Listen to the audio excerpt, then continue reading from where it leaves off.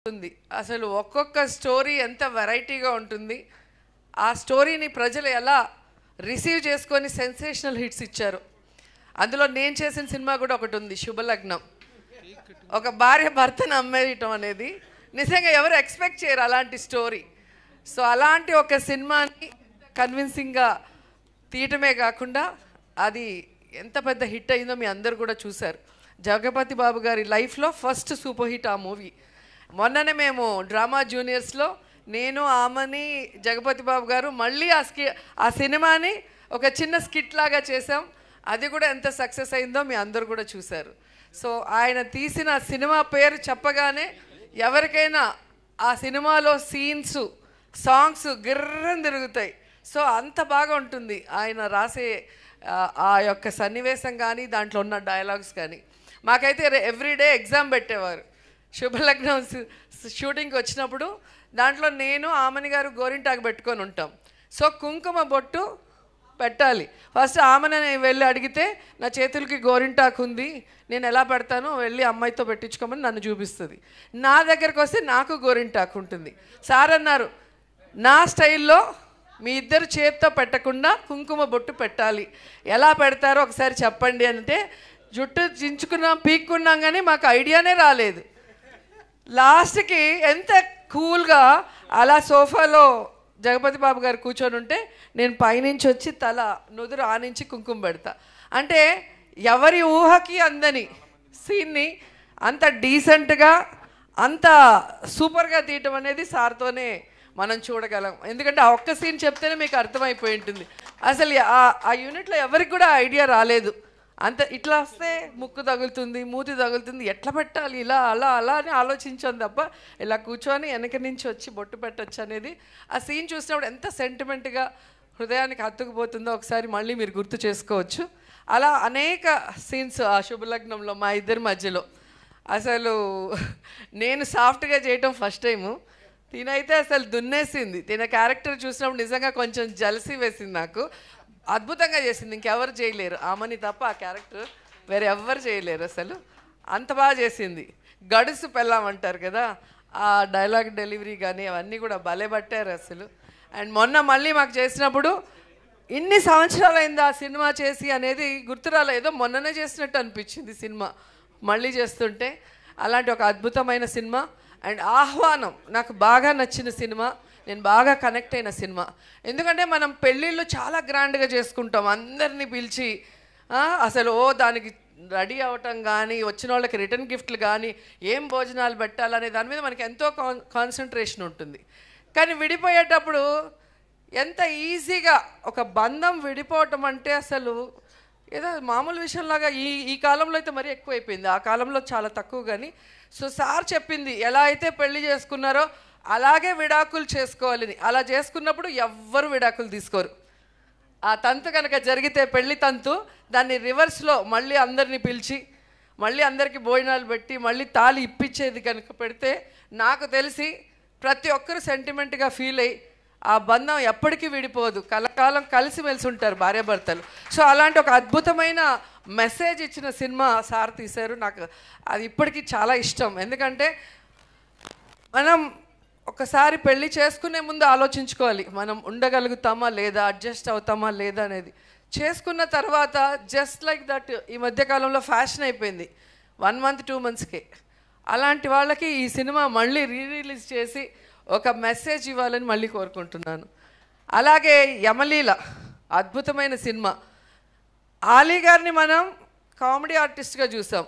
ఆయన పర్ఫార్మెన్స్తో అలా కూర్చుంటే అలా నవ్విస్తూనే ఉంటారు. మమ్మల్ని అయితే సెట్లో ఎలా ఇరికిస్తారో. ఒక సినిమాలో అయితే డైరెక్టర్ గారు చాలా సీరియస్, ఒక మలయాళం డైరెక్టర్, తెలుగు సినిమా. దాంట్లో సీనియర్ ఆర్టిస్టులు అంతా ఉన్నారు. ఆలీ సైలెంట్గా నించొని జోకులు వేసేస్తుంటాడు, మేమందరం దొరికిపోయి తిట్లు తినేవాళ్ళం. అట్లా నవ్వించే ఆలీతో ఒక మదర్ సెంటిమెంట్ని సినిమాగా తీసి అందరితో కన్నీళ్లు పెట్టించగలిగారు అంటే హ్యాట్స్ ఆఫ్ సార్. నిజంగా అది చాలా పెద్ద విషయం. సో ఆలీ గారికి హీరోగా అక్కడి నుంచి తను మళ్ళీ ఘటోత్కచుడిగా నాతో యాక్ట్ చేయడం జరిగింది. మేమిద్దరం ఆ సినిమాలో అల్లరంటే అల్లరి. మీ అందరికీ గుర్తుంటుంది, ఈ మధ్యలో రజనీకాంత్ గారి సినిమా రోబో సూపర్ డూపర్ హిట్ అని. ఒకసారి ఘటోత్కచుడు చూడండి, దాంట్లో రోబో ఆ కాలంలోనే హీరోయిన్ని లవ్ చేయటం, టచ్ చేస్తే డ్యూయట్ సాంగ్ అన్నీ అప్పుడే తీసేశారు సారు. సో అలా వెరైటీ స్టోరీస్తో సెన్సేషనల్ హిట్స్ ఇచ్చారు. ఎందుకంటే నేను యాక్ట్ చేసిందే చెప్పగలను. మీరు 1 hour తర్వాత మీరు చూస్తే ఇండస్ట్రీలో మనం చూసాం, అందరూ ఏదో ఒక రంగంలో సక్సెస్ అవుతారు. కానీ కృష్ణారెడ్డి గారు మాత్రం డైరెక్టర్గా, రైటర్గా, ప్రొడ్యూసర్గా, హీరోగా ఇలా మల్టీ టాలెంటెడ్ అన్నిట్లో కూడా సక్సెస్ అయిన వ్యక్తుల్లో ఆయన కూడా ఒకరు. ఆయన పేరు ఎస్వి కృష్ణ.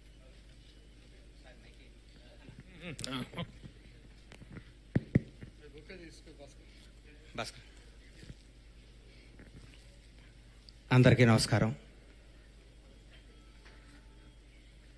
మా గురువు ఎస్వి కృష్ణారెడ్డి గారిని ఆశీర్వదించడానికి వచ్చిన మురళీమోహన్ గారికి నా హృదయపూర్వక ధన్యవాదాలు సార్. తెలుగు సినిమా అంటే అందని ద్రాక్ష పండు కొన్ని కోట్ల మందికి. ఈ సినిమాలో ఎంటర్ అవటం, సినిమా రంగంలోకి ఎంటర్ అవటం చాలా కష్టం. నాకు చిన్నప్పటి నుంచి సినిమా అంటే మోజు, ఎక్కడైనా సినిమా ఇండస్ట్రీలో బతకాలనే ప్రేమతో ఉన్న టైంలో ఫిల్మ్ ఇన్స్టిట్యూట్కి రావడం జరిగింది. తర్వాత ఇక్కడ తట్టుకోవాలి అంటే ఏం చేయాలని చెన్నై వెళ్ళాను.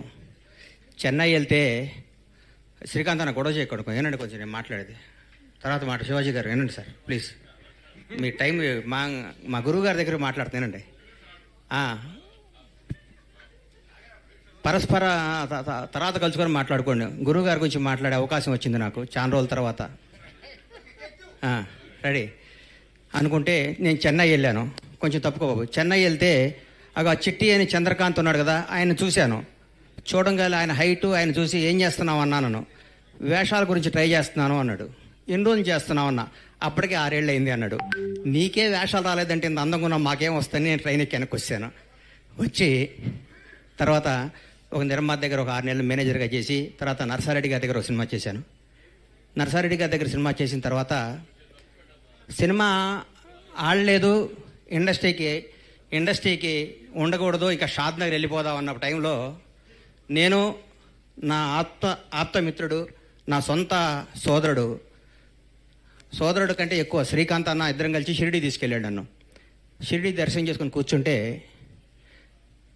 దారిలో ఏంటంటే వెళ్ళిపోతాను, షాద్ నగర్ వెళ్ళిపోయి మళ్ళీ వ్యాపారం చేస్తానని చెప్తుంటే డైరెక్టర్ గారు థ్యాంక్ యూ బ్రహ్మన్న, సంతోషం మీరు రావటం చాలా ఆనందం, సంతోషం. మా గురువు గారు బర్త్డేకి మీరు రావడం సంతోషం. కృష్ణారెడ్డి గారు అచ్చిరెడ్డి గారు కలిసి గణేష్ నీకు వేషం ఇస్తాను నువ్వు ఉండు అన్నారు.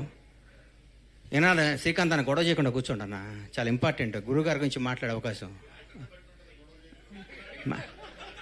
మ్యాటర్ కాఫీ ఎంత బాగున్నా ఏగబడితే తీసేస్తారు కదా, ఈగలు వస్తుంటాయి తోలుతుండాలి.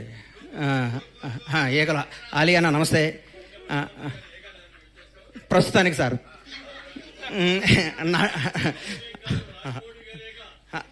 అదే ఈగ సార్, అందుకనే దాన్ని తప్పించుకోవడం ప్రయత్నం సార్. అట్లాంటి కృష్ణారెడ్డి గారు నాకు వేషం ఇస్తానని చెప్పారు. అప్పుడు నాకేం యాక్టింగ్ రాదు, వేషం ఇస్తానంటున్నారు. ఇన్స్టిట్యూట్ చేశాను, కానీ ఇండస్ట్రీలో నిలబడాలంటే వేషం వేయాలని చెప్పి కృష్ణారెడ్డి గారు వినోదం సినిమా ద్వారా నన్ను ఇండస్ట్రీలో పరిచయం చేశారు. నటుడిని అయ్యాను. తర్వాత కొట్టుకుంటూ ఈ ఇండస్ట్రీలో నిలబడాలని నమ్మకం వచ్చి తర్వాత పవన్ కళ్యాణ్ గారు నన్ను నిర్మాతం చేశారు. నా జీవితం ఊహించని విధంగా ఉంది. కానీ ఈరోజు మా గురువుగారి గురించి మాట్లాడుతుంటే నా తండ్రి గురించి మాట్లాడుకున్నంత ఆనందంగా ఉంది. నాకు ఒక్క చెడు అలవాటు రాకపోవడానికి కారణం కృష్ణారెడ్డి గారు. ఎందుకంటే నన్ను అర్లీ మార్నింగ్ గణేష్ నువ్వు రా మా ఇంటికి రా అని చెప్పి 5 o'clock ఇంటికి తీసుకొచ్చి నన్ను కేబీఆర్ పార్క్లో ఇద్దరం కలిసి వాక్ చేసేవాడు. నా జీవితాన్ని ఎట్లా నడవాలి, ఇండస్ట్రీలో ఎవరితో ఉండకూడదని నేర్పిన మహానుభావం ఆయన. కృష్ణారెడ్డి గారికి కేవీ రెడ్డి గారికి ఉన్నంత గొప్ప మ్యూజిక్ సెన్స్ ఉంది. ఏమి సినిమాలు సార్ ఆయన తీసింది. ఆయన తీసిన వినోదం చిత్రం గురించి చెప్తాను. ఆయన హీరో విలన్ ఇంటికి వచ్చి విలన్ని కామెడీ చేసి వాళ్ళ కూతుర్ని పెళ్లి చేసుకునే కాన్సెప్ట్ సీను వైట్ల లాంటి వాళ్ళు ఆ కాన్సెప్ట్ని పట్టుకొని కోట్లు సంపాదించి ఇండస్ట్రీలో ఒక దశాబ్దం పాటు ఆయన కథనే కాపీ కొట్టుకొని మార్చుకొని చేయడం జరిగింది. ఆయన తీసిన శుభలగ్నం అనే సినిమాని మొగుడు నమ్మేటివేంటి సార్. మావి చిగురు ఏమి సినిమాలు సార్. ఆహ్వానం ప్రపంచానికి ఒక కొత్త భారత చలనచిత్ర రంగానికి ఒక కొత్త కథ. పెళ్ళే వేడుక కాదు, విడిపోవటం కూడా ఒక వేడుక అని చెప్పిన మహానుభావుడు ఆయన. ఆయన తీసిన సినిమాలో ఆయన మాట్లాడే మాటలు ప్రతి ఒక్కళ్ళు ఈరోజు ఏ సర్టిఫికెట్ రాకపోతే బాధపడుతున్న ఈ రోజుల్లో యూ సర్టిఫికెట్తోనే సినిమాలు తీసి కలకాలు నిలబడే గ్రేట్ డైరెక్టర్ ఎస్వి కృష్ణారెడ్డి గారు. Legendary person. ఆయన తీసిన సినిమాలు ఒకటేంటి, ఆయన కథల్ని ఆయన పాయింట్లను తీసుకొని ఒక 2 దశాబ్దాల పాటు ఇండస్ట్రీ నడిపిస్తున్న గొప్ప వ్యక్తి ఆయన. ఈ రోజు వరకు కూడా ఆయన ఒకరిని ఒరే అని పిలవటం నేను వినలేదంటే నాకు ఎంత ఆనందం వేస్తుందంటే, ఎంత ముచ్చటేస్తుంటే, నా పూర్వజన్మ సుకృతం కృష్ణారెడ్డి గారి ద్వారా నా నటుడిగా పరిచయం అవటం. కృష్ణారెడ్డి గారు, ఈ వేదిక ద్వారా, ఈ జన్మదినం ద్వారా మిమ్మల్ని కోరుకుంటుందంటే మీరు సినిమాలు తీయండి సార్. మీ అంత గొప్ప డైరెక్టర్ తెలుగు ఇండస్ట్రీలో లేడు సార్. నేను చెప్తున్నా, ఎందుకు చెప్తున్నానంటే మే 9 వినోదం సినిమా రిలీజ్ అయింది, స్టార్ట్ చేశారు. ఆగస్టు 12 రిలీజ్ చేశారు. 80-90 రోజుల్లో సినిమా రిలీజ్ చేశారు. మీ ఇన్స్పిరేషన్ తీసుకొని నేను ఆంజనేయులు 102 రోజులు సినిమా రిలీజ్ చేసేసారు. సినిమా అంటే ఫటా హిట్ ఫ్లాప్ మన చేతుల్లో లేదు. సినిమా తీయటం, గబగబ జనాల్లోకి పంపించి జనానికి అందియటం. సంవత్సరాలు సినిమాలు తీయటమేంటి సార్, 4 ఏళ్ళు సినిమాలు తీయటమేంటి సార్, ఎన్ని కుటుంబాలు ఎన్ని థియేటర్లు ఉన్నాయి. నేను ఎగ్జిబిటర్గా, ఒక థియేటర్ ఓనర్గా చెప్తున్నా. లాస్ట్ ఇయర్ మన థియేటర్ వెళ్ళి బ్యాలెన్స్ షీట్ చూసుకుంటే 40 లక్షలు నాసు. ఇంతకుముందు ఎంత డబ్బు వచ్చేది థియేటర్లో రన్ చేయలేకపోతున్నాం సార్. కృష్ణారెడ్డి గారు లాంటి వాళ్ళు మీలా మిమ్మల్ని ఇన్స్పిరేషన్ తీసుకొని ఎంతో సినిమాలు తీయాలి. సంవత్సరానికి మీరు 5 సినిమాలు డైరెక్ట్ చేయాలి. దీర్ఘ సుమంగళి బాబా ఏం సినిమాలు సార్ డైరెక్ట్గా తీసింది. పెళ్ళాం ఊరు వెళ్తే ఏం సినిమాలు సార్ ఆయన తీసిన సినిమాలు. ఒక శ్రీకాంత్ అనే అన్నకి ఒక శకం ఒక ఆయన కృష్ణారెడ్డి గారు చేయి పట్టుకొని ఒక దశాబ్దం పాటు నడిపించాడు. ఒక శ్రీకాంత్ని, జీడి చక్రవర్తిని, ఒక జగపతి బాబు. వరుసగా ఫ్లాప్లు ఇస్తున్న జగపతి బాబు నువ్వు స్టార్వి, నువ్వు అమితాబ్ బచ్చన్ లాంటి వాడివి అని చెప్పి ఆయన శుభలగ్నం సినిమా తీశారు. ఆయన ఎంతమందిని పరిచయం చేశారు, ఎంతమందికి జీవితాన్ని ఇచ్చారు. ఎంతోమందికి బ్రహ్మానందం అన్నకి, కోట గారిని, బాబు మోహన్ గారిని, ఆలనా నీ జీవితం అటు ఇటు కానీ నీ జీవితం చిన్న వేల చేసుకుని జీవితం నేను స్టార్ని చేశాడన్నా. స్టార్ నీ జీవితాంతం నీ గుండెల్లో ఎస్వి కృష్ణారెడ్డిని టాటూ ఎంచుకున్నా మన రుణం తీరదు ఆయనకి. గురువుగారికి ఏమిచ్చి రుణం తీర్చుకోవాలన్నా మనం. ఎంలేలా నీతో ఎంలేలా చూస్తే సాలేవా ఆడి హీరో ఈ డైరెక్టర్ అన్నారు ఇండస్ట్రీలో. అప్పుడు నేను ఉండేవాడిని. ఇండస్ట్రీ రికార్డులు కొట్టాడు. Legendary person.